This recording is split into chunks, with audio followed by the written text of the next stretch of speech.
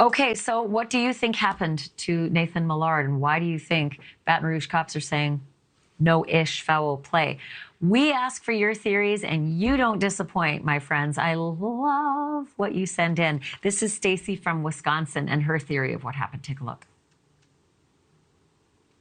Hi, Ashleigh. My name is Stacey. I think since there was no indication of foul play, there was no trauma to Nathan's body. What if he was just out at a bar, met some random people, kind of hit it off, and they said, let's go to a different bar. They all pile into a car, and he dies. For whatever reason, he just dies.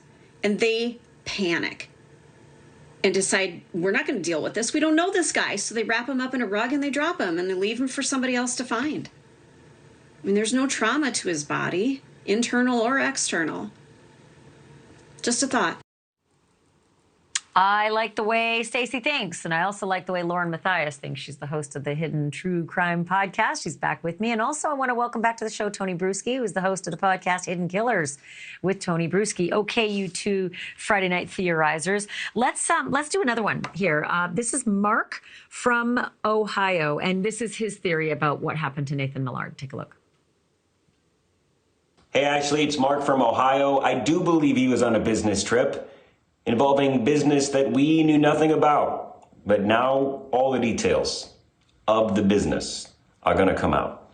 Because last time I checked, you don't leave a bar after having some drinks with your buddy and end up dead, wrapped in a rug, behind a funeral home. Can't wait for the details. I know you will bring them to us. Big fan of the show. Thanks. Hey, thank you, Mark. I'm a big fan of you. Thanks for doing that. Okay, Tony, weigh in. I think that there's some pretty smart stuff coming out of these viewers. I think it's a big combo of all of that being accurate. One of the things I thought was possibly, was he drugged at the bar? I know we always think of it happening more to females, but it does happen to males as well. Was there something where he got into a cab afterwards, didn't realize he had been drugged, and then robbed, and maybe something went horribly wrong, and he ended up dumped in a carpet? I swear to God, I think bars should have sippy cups because I think everybody's roofing everybody. So you're right. Okay, yeah. This next one is Lenore, and this is Lenore's take from Arkansas. Take a listen. Here's my theory on what happened to Mr. Millard. I think that he was out drinking, enjoying his evening, being away from the family and the kids. I think that he was out too late. I think that his health had some sort of issue, and he encountered someone who tried to rob him, and he had a heart attack. The people that tried to rob him got nervous or wrapped him up and left him behind that funeral home. Therefore, no foul play, even though there may have been foul events that were involved. That's my theory. All right. Well, thank you, Lenore. Okay. What do you think, Lauren?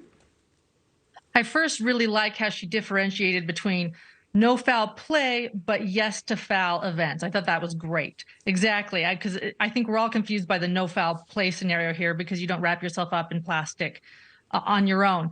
I do think it could be some sort of business trip again that, yeah, might not have been a business trip. Why was he at the Greyhound bus station after the bar? I do wonder. But I think that's possible. I think these are great theories, and I think all along the way of what I'm thinking. Yeah, I think there's something they're not telling us, just like the sergeant said. There's a lot we can't disclose just yet. So I think the story definitely will be on next week, as will you as well. Lauren, Matthias, and Tony Brueski, thank you so much. Thank you.